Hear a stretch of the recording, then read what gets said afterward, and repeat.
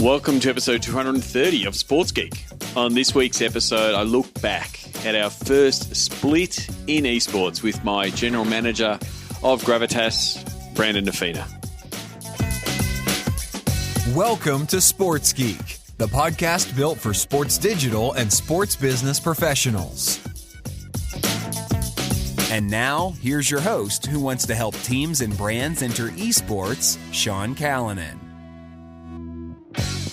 Thanks, DJ Joel. Yes, my name is Sean Callanan, and I am looking to help you follow my footsteps in joining the ranks of esports and how you can be involved, whether you're a brand, whether you're a team, or whether you're someone who wants to break into the industry. You can contact me, as always, the old-fashioned way, Sean at sportsgeekhq.com or at Sean Callanan or at Sports Geek. Or if you're a gamer, you can hit me up on Twitter, the Twitter DMs, or even friend me on Discord. Want to use this episode as a little bit of looking back at the last couple of months and the journey that we've done so far in building out an esports team with the new business that is SG Esports.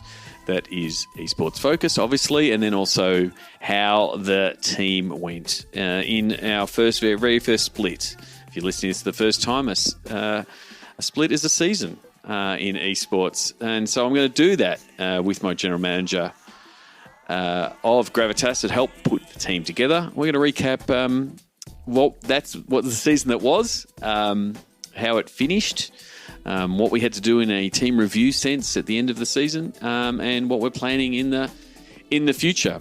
Before I get into that, I just wanted to talk a little bit about a new offering that I've just started doing. It's called Pick My Brain, and like the title says, it's an ability for you to tap into my noggin and ask the questions that you want answered that I potentially don't answer on the podcast. So what is it?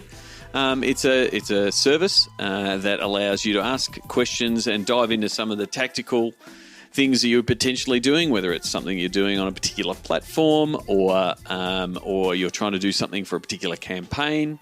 Effectively, it's a 2-hour go-to meeting call. We dive deep on a few of the topics that you're looking for. To book one of those, you can simply go to my Calendly page, calendly.com/Sean Callanan/pick-my-brain. But the link will be in the show notes. As always, the show notes are sportsgeekhq.com/230 for this episode. So let's get into the Gravitas season review with my general manager, Brandon Defina from Gravitas.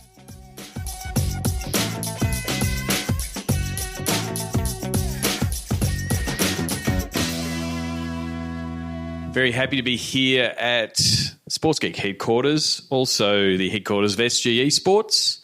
And I'm here with my general manager from SG Esports, general manager of Gravitas, Brandon Defina. Welcome to the podcast. Thanks for having me. I've listened to many podcasts, so it's good to finally be on one.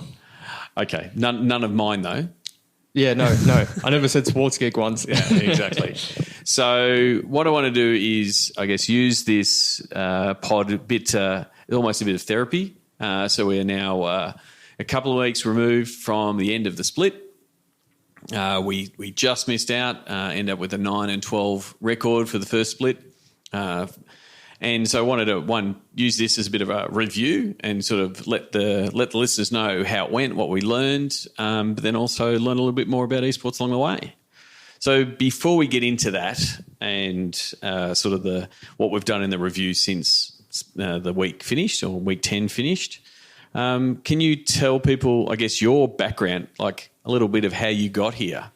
Yeah, so I started off as a university student as a soccer player who then got injured and played a lot of video games during his uni years. Yep. What were you studying at uni? I was studying exercise science. Yep. And specifically like interest in biomechanics, which I then did an honours in. Yeah. And so what, you had an injury where you just stopped playing completely, or what was...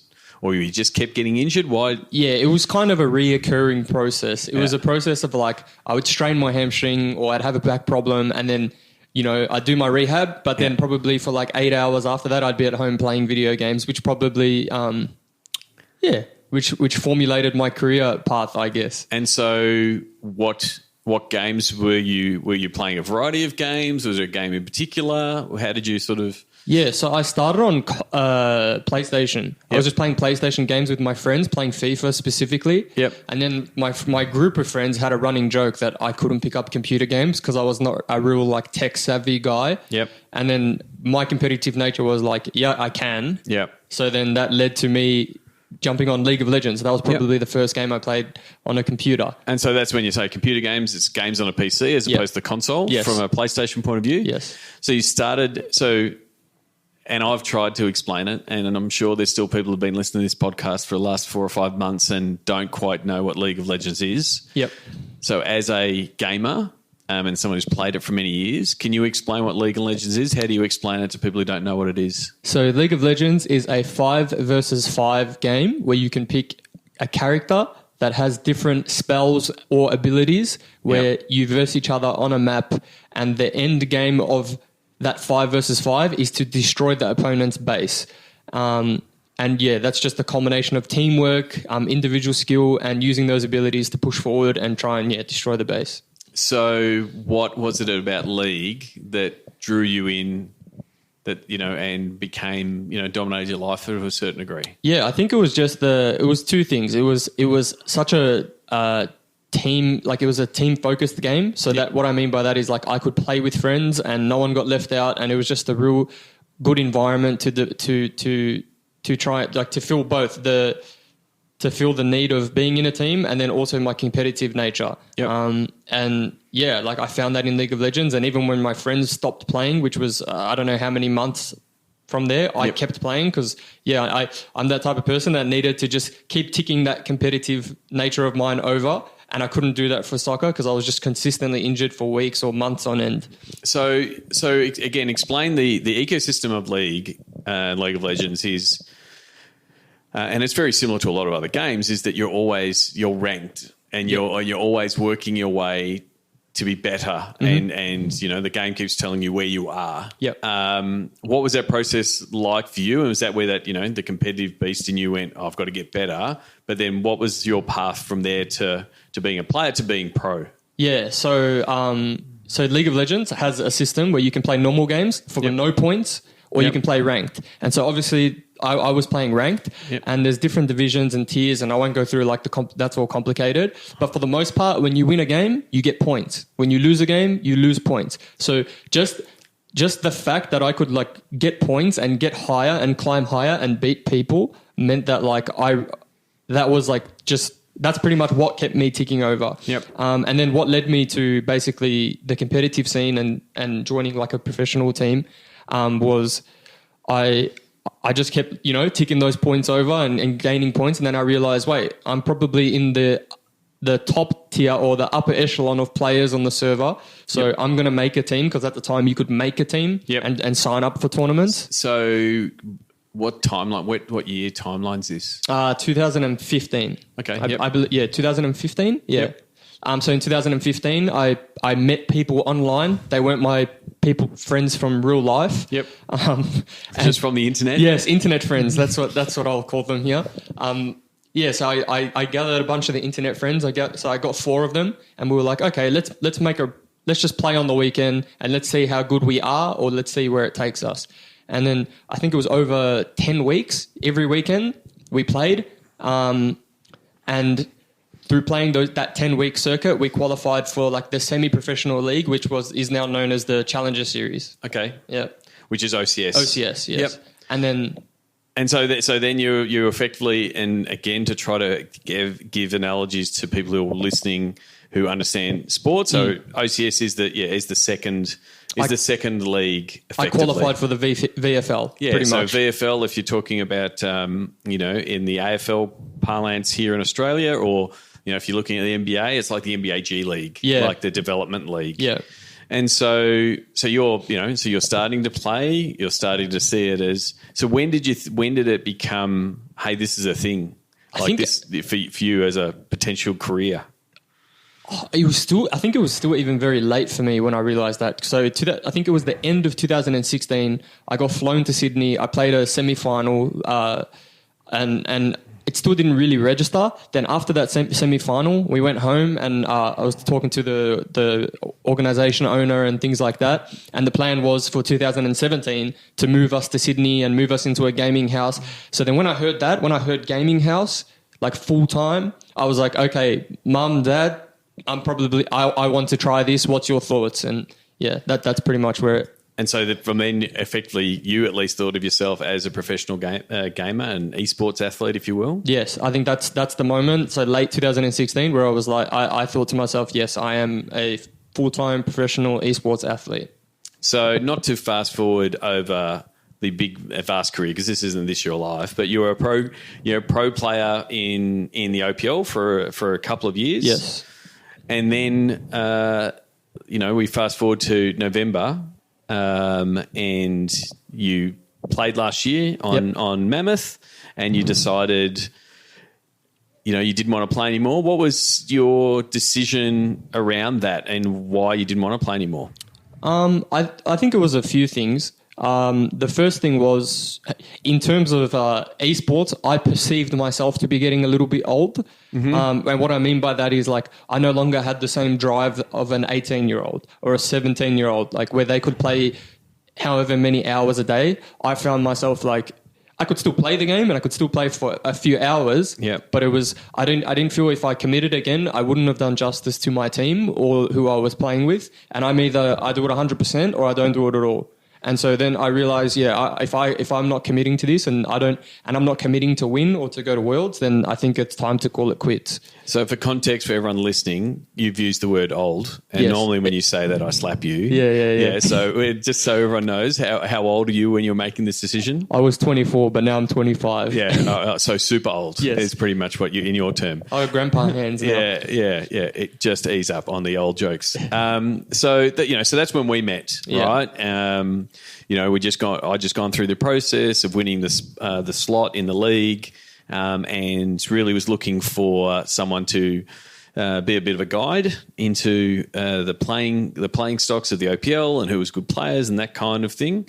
That was it was a really fast conversation that we had around your thoughts on what teams look like, your thoughts on the OPL overall, the Oceanic Pro League, which is where Gravitas play. And then we went through the process of, I pretty much said, hey, Brandon, I think I was probably still calling you Juves because that's your game name and it's sort of interchangeable. I said, well, can you help put this team together?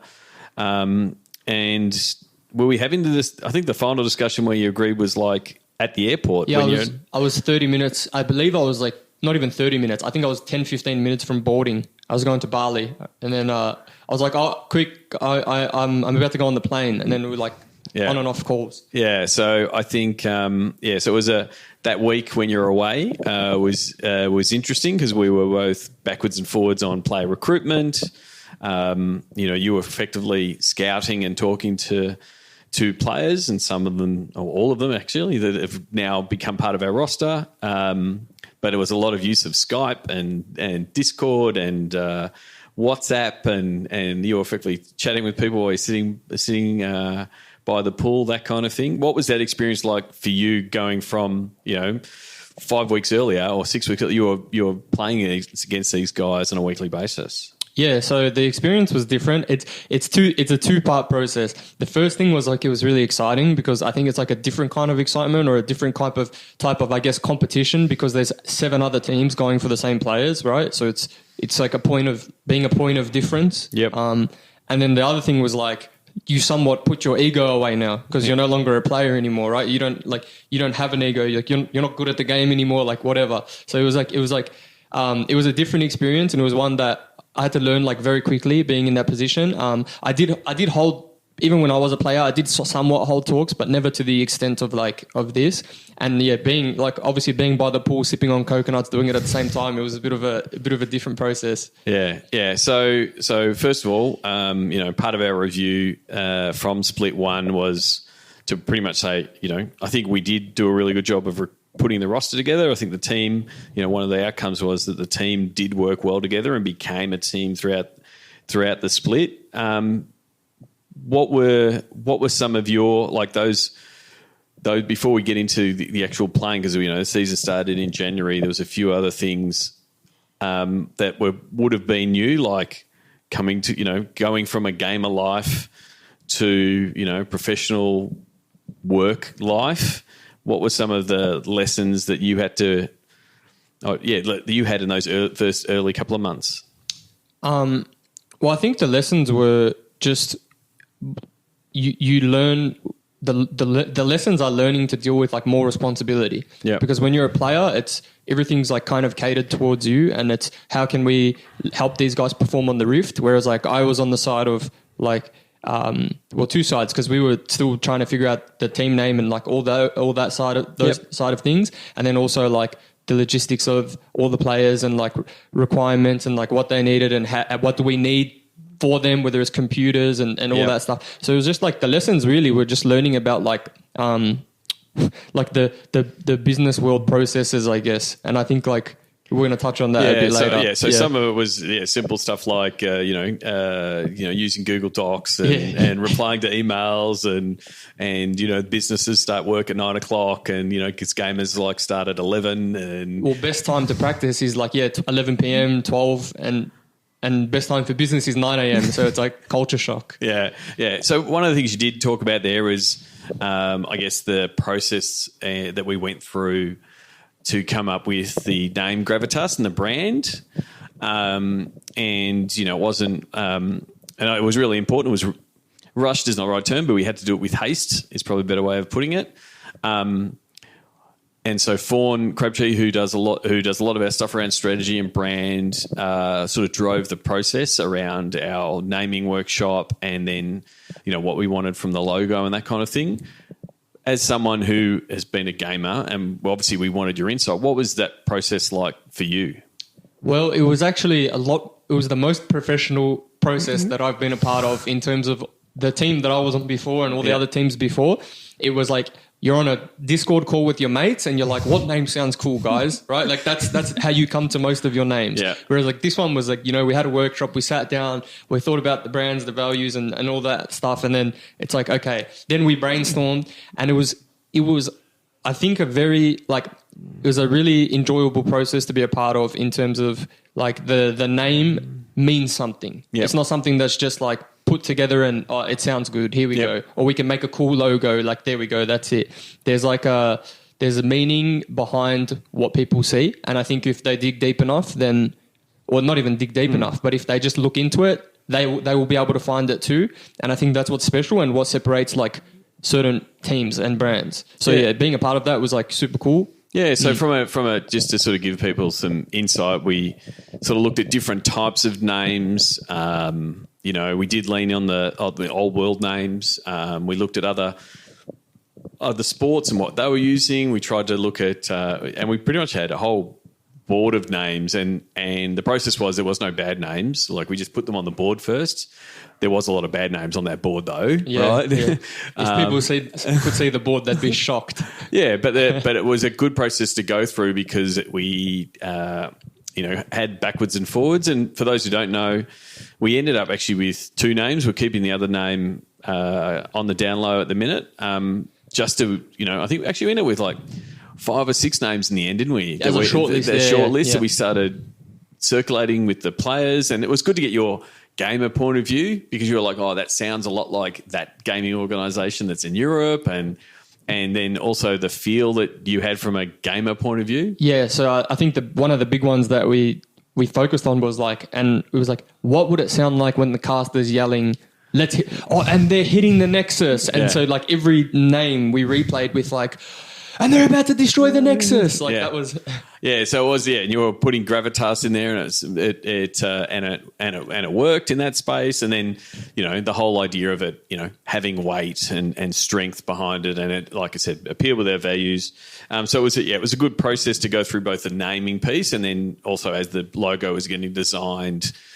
Color schemes and what your thoughts were. I thought it was really, really, really good. Getting into the season, what were some of, I guess, the early things around like logistics? Like you said it before, we had to do stuff like contracts and all of that kind of stuff. Yep. But then once we sort of got the players in the house, what were some of the things that constantly were cropping up that were like, hey, Brandon, can you go look after this? Or, hey, what's the problem here? Yeah, it was honestly just little things that you don't perceive to be, not a problem, but perceive to be anything that needs to be fixed. It could be something as small as like, hey, like a potato peeler, like as an example, right? Yeah. And it could be as large as like, oh, like my computer's having problems. Yeah. And so you kind of got to be like somewhat a jack of all trades in the sense of like fixing the computers or like doing certain things. I mean, you don't have to be a jack of all trades to fix a potato peeler because you just go buy one. But even like getting them like to the airport, from the airport, and scheduling, and they're all like logistical things that were done for me in the past, and I did have some good managers doing that for me in the past. So it's like, learning those things along the way, or like just picking it up and getting it done, really. Because there was stuff like, problems with the internet and the backwards and forwards, and then, the oven didn't work, and then it was backwards and forwards with getting the oven working, and a garage door that would work sometimes, not work sometimes, which was, painful. But I think you also did talk about, I guess, how we sort of started building out some process around that kind of stuff. So when you would arrive at the house to get the guys to the airport, what the process was. So want to sort of do a bit of a breakdown of some of the tools and process pieces that we've been using. So one of the things that we've been using a lot around the travel is TripIt, right? So it made it much easier for you guys to all have it on your phone, and you knew when you were flying in and out. Delays, we know when there's delays and no delays and things like that. Yeah, and again, touch wood, you didn't have any issues and that for that. The other thing was, I guess, learning and using our Slack from a commute comms point of view. So they're going backwards and forwards with Jolly and the content team on what we had to do. Like we use that internally with us, but really the comms product of record for players is Discord. So it was like, how do we use Discord to engage with the players backwards and forwards? Yeah, and I think I label it as Slack is corporate Discord. Yeah. Oh, definitely. Yeah. And Discord. Yeah. And exactly. And for those who don't know what Discord is, it is pretty much Slack, but for gamers. Yeah. Right. It's the opposite. Right. Yeah. So we started using that with the players, to share with content. There was a bit of, early on, there was a lot of, you learning LinkedIn to sort of, strengthen all your ties with all the people that you'd connected with in esports. I think that's one thing we figured out early is I knew a lot of people, and my way of contacting them was like through Twitter or something like that. Like, 'cause Twitter is like esports. So it is the hub of esports, isn't it? And Sean, your biggest thing with me was like, all these people, just connect with them on LinkedIn. And I was like, yeah, I will do that. And so now it's just like, building out the network and things like that. And it has been a little bit of, I guess, using the Sports Geek strategies and those kind of things to go, you can connect with these people. But it was funny because a lot of the times I'd say, I spoke to someone, and you go, who? And I go, who is it? And you go, and you just give a name. And it's like one name. And I'm like, what are they, like Prince? Like, no, it's just their gamer name. I'm like, I don't know their last name. And it's like, why don't you know? And it's just because that's how I've always spoken to them. So from an ecosystem and understanding the ecosystem point of view, it is interesting to know. That's the same thing we went through even in the recruiting and players. Players will send you an email and not tell you their last name and those kind of things because it's just how they communicate. But I do think you've done well in like connecting with the industry in using LinkedIn because there's the ecosystem is very wide. It's very easy when you're in a game and you're just in the ecosystem that is League of Legends and the OPL. All of those people. But then when you start looking outside and you see, well, here's all of the tech providers that provide all the computer peripherals. Oh, hang on, here's people that are doing other tournaments and other promoters, or here's other titles completely, or here's other publishers. And you've crossed paths with all of these people in different events and that kind of stuff. So it's been very easy for you to start connecting with them, and then it's a matter of, well, what does this connection mean? How do I connect with them? And that side of things. Yeah. And it's like, it is like one of those things that when you're a player, it's like you can have your blinkers on pretty much, and it's game focus. But it's like, stepping into this, it's like, there's so many relationships you can make and so many people that you can help and can help you. And it's about, I mean, that's the biggest thing I've learned from you is maintaining those relationships and seeing where they go kind of thing. And it's the same advice I give when I do athlete workshops, right? And it's the same advice I gave our guys. I said, hey, get on this platform, as LinkedIn as an example, and just get it and just set it up. And when you meet someone, you can connect with them. Doesn't mean you're going to ask them for anything. And Jackson Pavone and, our all-star, Pabu, he straight away set up LinkedIn and then he's connecting with all the people he met in Vegas when he was at All-Stars. And it's as an athlete, it's really smart, way to go about it and do it because you can connect with all these people and eventually you may use that connection or eventually they'll reach back out to you. And that's what you've sort of seen over the last couple of months. Hey, Brandon, want to talk about esports? We've been seeing what you're doing with Gravitas. How can we have a chat? You've given them another avenue that they didn't have because not everyone's on Twitter. Yeah, and I've even had people that I've played the game with have added me on LinkedIn that now work at tech companies or clothing brands and they're like, oh, hey, look, when you're in Sydney, let's have a chat. And I'm like, oh, and then it's like you connect the dots and it's, oh, we used to play together kind of thing. And so because you don't know their real name. Yeah, but we would never have gotten in contact if it was just via my Twitter or whatever it is. So having all these platforms and connections is really useful. Yeah. So the other thing, again, wrapping up the season. So as I said earlier, we finished the split 9 and 12, equal fifth with Order. Unfortunately, they took their head-to-head and secured fifth spot, and good on them. They won their way through Gauntlet to play in the grand final. That's going to be played this weekend as we're recording this. So one of the things early on was, and some of the stuff, a lot of discussions we've had along with Bryce, Paul, our coach, eGym, is what does high performance look like in esports, and what does coaching look like? And you've got, like you said before, you've got a sport background, a soccer background, and also university background in looking at that kind of stuff. What's it been like sort of going from player to managing players and those kind of things? What's that experience been like? I think it's been extremely helpful, the fact that I was in their position. Yeah. I think it's hard to put yourself or try to understand the stresses or like the things players go through just from an in-game sense.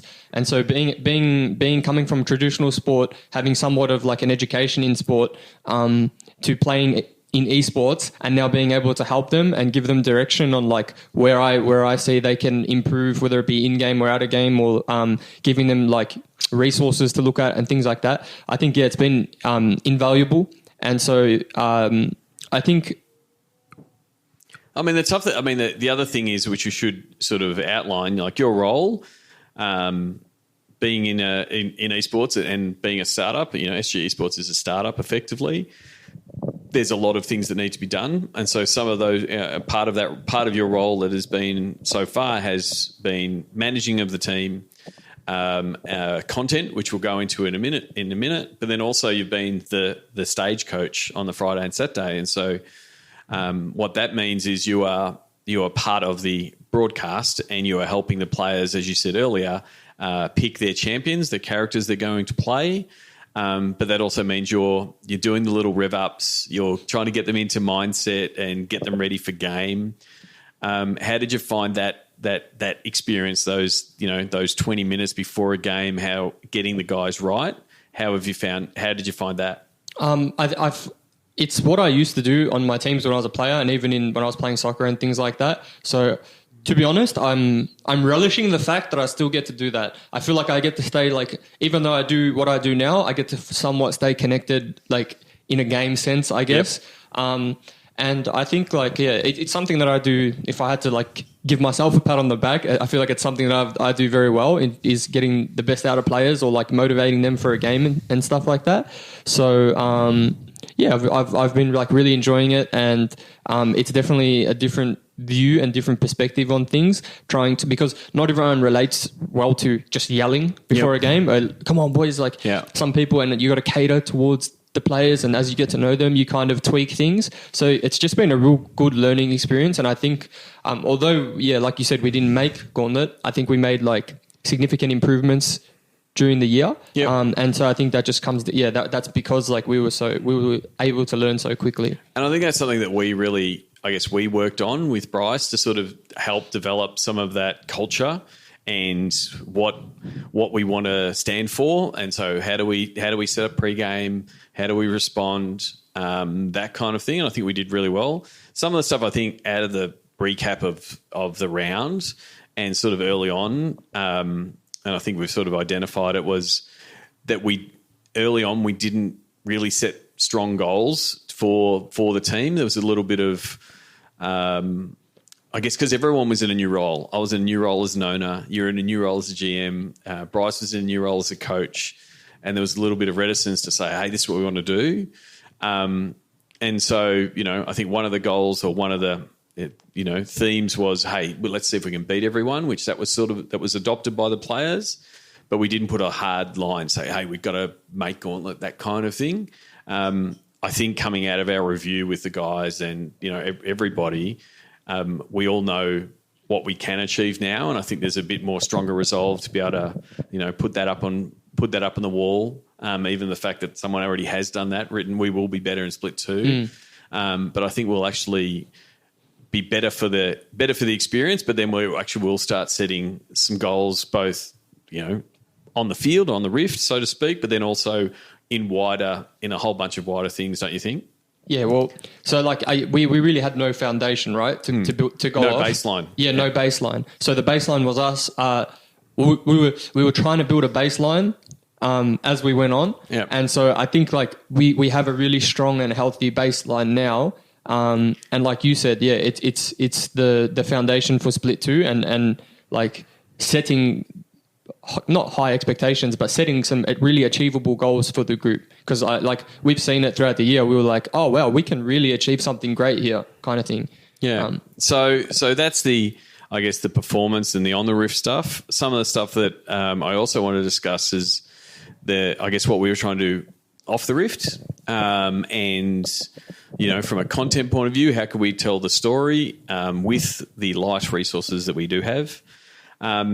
So from my point of view, I pretty much followed a similar process that I do with any Sports Geek clients in pushing all the staff to do as much as they can and get them to breaking point as far as how much they can do. And I think, we set a pretty high bar on that. I think early on, like you were juggling, managing and coaching, and I said, guess what? You're also going to be our content, key content guy and the guy that's going to prod the players. How was that process for you learning to take on, because you've been done well on socials and been able to get some traction on what you do on Twitter? How was it going from that to, I guess, driving more content for the team and learning all the tools and tactics around it? Yeah, so I think, firstly, the thing that made it easier for me was the tools, learning about the programs and tools that I guess you've used in the past and things that were successful for you, I guess, when you worked with other people. Yep. So just like me implementing that in the league sense and with the team, and just like kind of nudging the guys like, hey guys, like I know we've lost maybe or won, but we've got to do this bit of content. And so I think we rolled that out maybe week 2 when I just said, hey guys, we've got to do videos every match. And I pretty much sent you a list and said there's got to be a preview and a review before and after every match. And first version was pull your phone out and ask them a question. Yeah. And I think if we go back and look at the archives, the first ones were like 10 seconds long. Mm-hmm. Yeah, we lost. And really short. And then over the time, you were both getting yourself into the shots. You're using tools like Femora and stuff like that to put some graphics over the top. Adding pips. Picture in picture. Oh, there we go. Yep. Like, is it now you're just using slang and terms and stuff. So I think the video, for mine, all those match videos, and I guess everyone goes for that authenticity, because you were just pulling the phone out and asking the guys, like there was no cutting, no filtering, no nothing. And we got some really good feedback on that. Yeah. Well, most of the feedback was like, no, not no, but you're one of the only organizations that do this like real relatable player heartfelt stuff. Yeah. And they were just like, this is so refreshing to see. Yeah, and I think like we've just got some improvements that we think can be made. Like when's the best time to do the preview? Who should be doing it? Can we switch it up a little bit? Because there is a tendency for players to start doing cliches. There was a couple of times there where our guys were just like, "Yeah, we're so going to smurf this team," and we're talking trash in our pre-game video. And I'm like, "Wow, that wouldn't happen anywhere else." But they were fine with it. No one had a problem with it. They went out and played. I think the other one that I think worked well and again evolved over time and it's still slowly building from a fan point of view was the Tuesday takeaways and getting the guys, again, giving their sort of weekly recap. What was your thoughts on that as being the person that's sort of building it together and chasing the guys? So initially I was like, this is a really good idea. And it again started as like the 5 second, 10 second takeaway. Yeah. And it's like, oh guys, similar to the match recap and the preview that you're really good at now. Yeah. This is just the same thing, but give me your week, whether it's the game or the or cooking or it can be anything, guys. Like really tell me what excited you this week or recap it. Yeah. And so it was just like that process of like, because they've gone from. Or it went from like me holding a camera and saying to them, talk to the camera or talk to me, to which is a different ball game. Hold your own camera, look at yourself, and talk to the camera and talk. And so that was the challenge, like getting comfortable with that. Yeah, and it was because I think the first couple of weeks we had 5 guys talking about the same thing, and we're like, okay, so we have to give them direction to say, don't all talk about the 1 win, 1 loss. But again, it started to evolve, and I think again, if you look at our YouTube channel where we had the last one, losing 3 games in week 10 and missing out, like you can hear it in their voices how gutted they were. But I was really proud that they stood up and did it, right? Because they could have, I don't want to do it. We lost, I want to have a sook. But they went, they're talking to the fans, and I think that will get better. So I think they're the wins. I think Friday First still needs a bit of work to really take off as a competition. I think it started working a bit better when we had other teams involved and a bit of banter backwards and forwards. I think the player point of view gallery and getting them to share photos every week has a lot of potential, as long as they're taking the pictures before you ask for them. Like you were just talking before about you said, hey guys, we need the point of view gallery, and all of the timestamps were like in the last 5 minutes. Yeah, or they just look like the last 5 minutes too anyway. One of them I actually think was laying in bed, so I was like, okay, this one definitely happened 30 seconds ago. Yeah. So and again, it's just about making them comfortable and taking content. The good thing is that we kept trying different things, and not everything works. And that was if I have a takeaway from the split, I'm happy to try everything. Like we tried the Twitter chat, which worked amazing with the Socceroos way back when, and I'm like, esports is all over Twitter. Twitter chat will work. But they didn't it didn't click, and it didn't work. And we said, well, cool, let's do something else. Like I didn't want to, I still believe there's a bit of, you've got to do it a couple of times to see if it works. Yeah. But it was a bit too foreign because everyone's happy to do chatter. And I think it works better because you've got such a tight-knit community. It didn't quite fit. So I'm happy to put that as in the loss column, the same as the win defeat posts, putting up that we lost or whatever. We dropped that halfway through the year and said, no, let's just do a photo and do the video, and that does the job. But we always swapped for something else. Yeah, that's the important thing. We swap. I would say we swap for something that works, like the rewind. You know what I mean? So, yeah. And so then the last thing is sort of talking about. We sort of spent the last bit of the split looking at what does Twitch look like. What does Twitch look like for us as a team? So before I even get into that, like we had an event, and we'll talk about that. But you have, so many people may have been hearing me talk about Twitch and not understand it. give everyone a little bit of a what is Twitch and why is it so important to this space? So Twitch is a platform in which you can stream what you're doing to. So as an example, if you're playing League of Legends and you want to stream it to a community or just to your channel, you can do that through Twitch. I mean, you can do it through YouTube and stuff too, but Twitch is specifically obviously what we're talking about. And so when you look at our games that are being played in the OPL, as at Gravitas as an example, that gets streamed to Twitch. Yep. So Twitch is really just a platform in which you can broadcast whatever you're doing. It is the primary streaming platform for gaming, right? Yeah. That's its niche or its niche for more American listeners. And the unique part about it, as opposed to, because there's streaming services, right? There's a whole bunch of streaming opportunities. The unique part of it is the engagement in the chat, in the fact that a lot of people, when they are streaming, will be reading or engaging with the chat. So, what we've done in the last, 5 or 6 weeks is the Rewind, as you mentioned before. We've started a Twitch chat show, where you're interviewing someone live.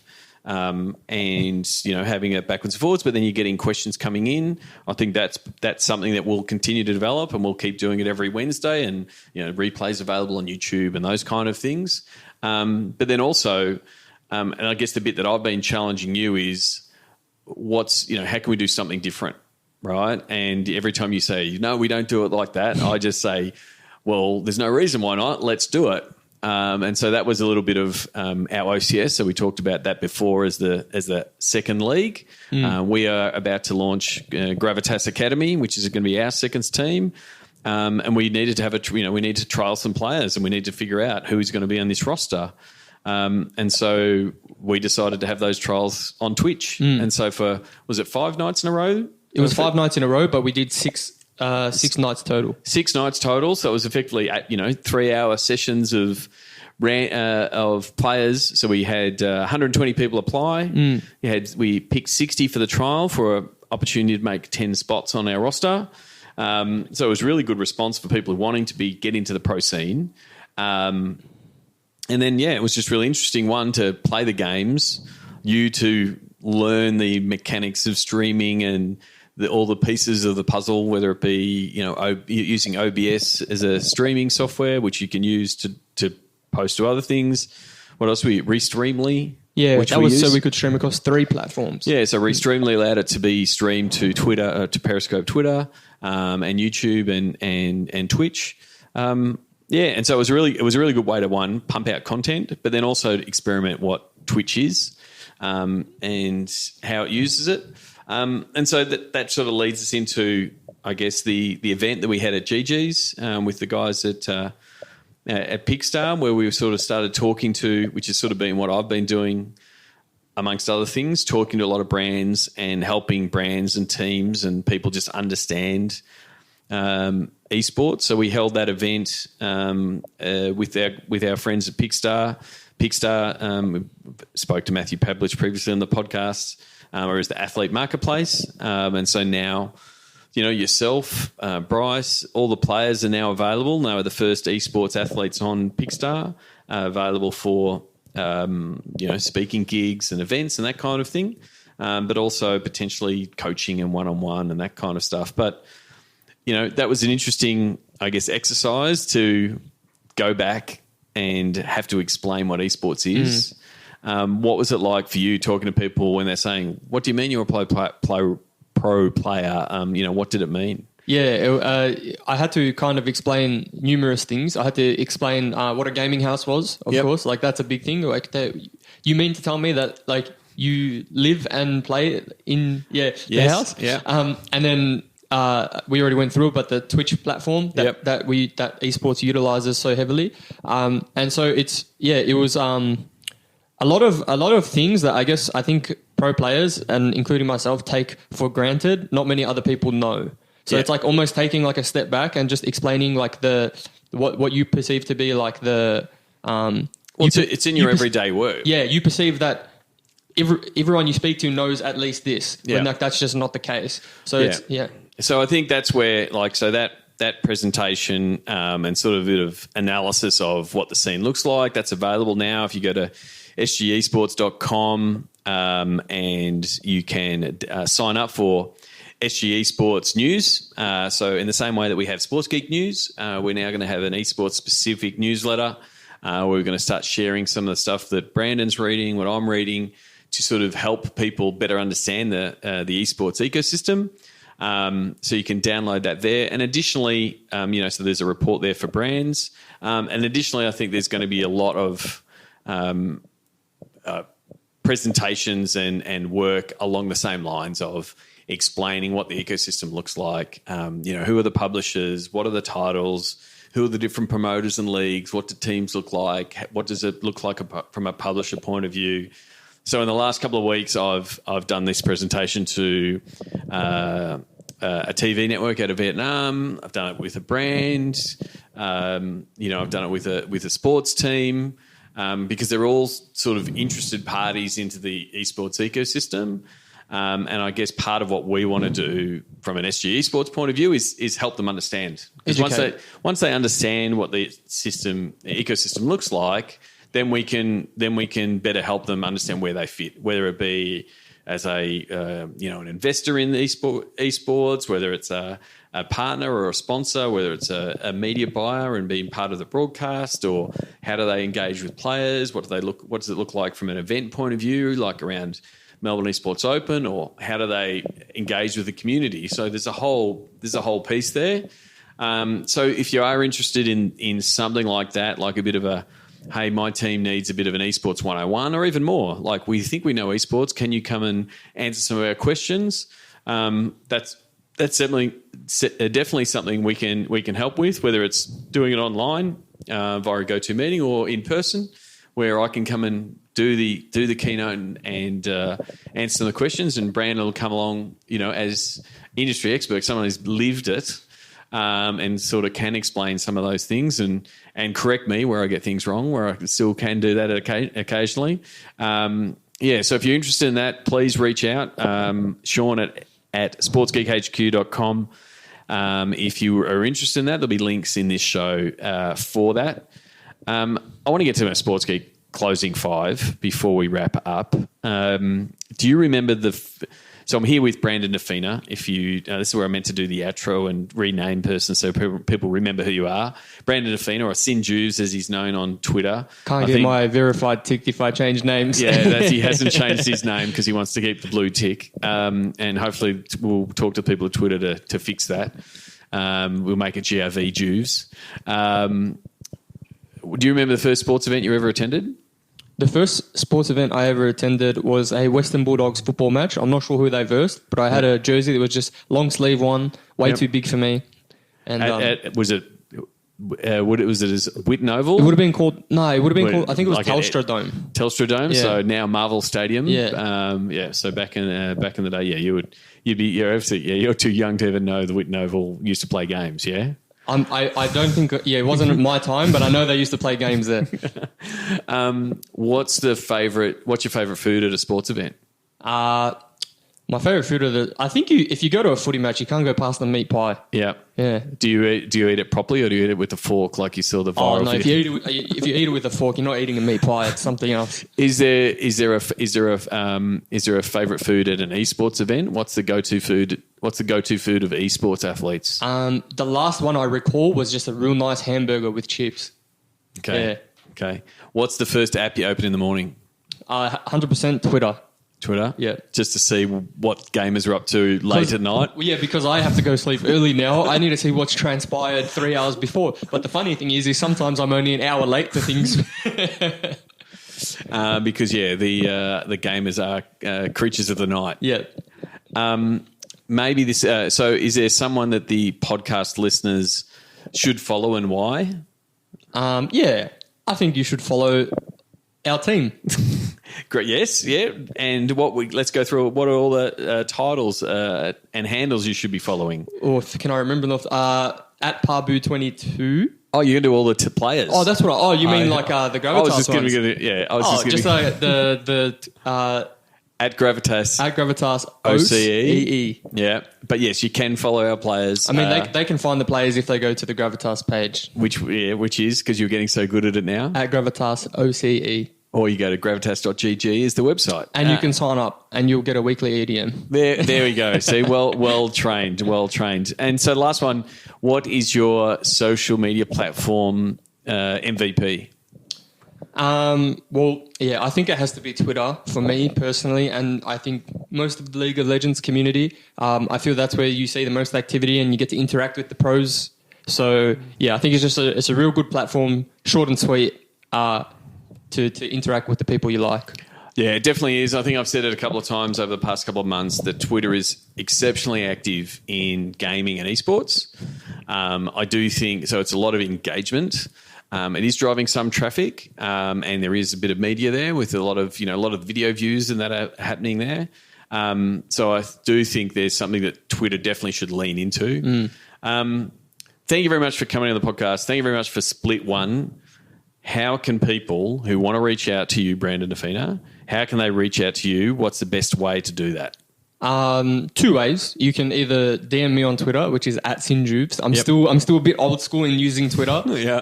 But then also Brandon @sgesports.com. Yeah. And I'm happy to talk to anyone or answer any questions, whatever they may be. And of course, you can send him a LinkedIn request and say listen to him on the podcast. And that one's just Brandon Defina. Yep. No gamer name. All right. Cheers. Thanks. New workshops on audience, content, distribution, valuation, and pitch following Sports Geek's Digital to Dollars process. Go to digitaltodollars.com. Thanks again to Brandon Defina. As he said there, you can connect with him at Sinjubes, as he stated in the chat. That is a holdover from his former team, Sin Gaming. And he's unlikely to change his Twitter handle until he can do so and keep his blue tick. So send him a tweet at Sinjubes and connect with him on his ever-expanding esports network on LinkedIn. And as always, you can go to sportsgeekhq.com/230 to find links for this. And as we said there, if you are interested in esports, whether you are a brand looking to sponsor and be part of esports, or you are looking to invest in esports, you want to understand where the upside is and what the ecosystem looks like, or you're a team that wants to follow the lead of, say, the Adelaide Crows, the Golden State Warriors, the Houston Rockets, Essendon Football Club that have gone into the world of esports. How do you go about doing that? And you just want a bit of a session, to sharpen up on what your team needs to know or what your board needs to know. We're now hosting those sessions. So it's a 60-minute session, keynote that sort of goes through the landscape of esports and then sort of answering any questions you might have with myself being available to answer them, and then also Brandon coming from a point of view of a former player and someone that's definitely been in the space far longer than I have. And then additionally, so if you want one of those sessions, please just reach out, Sean at sportsgeekhq.com to book in, to book in one of those sessions. And also want to announce that we've got a new newsletter. So if you've signed up and you currently get Sports Geek News, which you can get at sportsgeekhq.com/SGN, that will continue. But what we've been finding is we're putting more and more esports content in there. It's sort of leaning into what I've been reading. And so now what we're doing is we've now got creatively titled SG Esports News. So if you want to keep up to date with the world of esports, what's happening on the global stage, what brands are doing in the space, you can go and sign up at sgesports.com and sign up. And we're going to be doing that most likely fortnightly. It may become weekly. We'll see, but yeah, we'll keep you up to date with some of the articles you should be reading, maybe some videos, and the way to educate yourself about esports. That's it for me for this episode. As Brandon said in the interview, if you want to know more about Gravitas, you can go to gravitas.gg, GG being the gamer terminology for good game, and so .gg becomes the domain of choice for gaming teams and esports. So Gravitas GG is where we do all of our work. And as always, if you've got a question or anything of that nature, please reach out to me, Sean at sportsgeekhq.com, or give me a call on the old mobile phone. You can do that by using the country code +61 407 047 200. Other than that, until next episode, my name is Sean Callanan, and you've been listening to Sports Geek.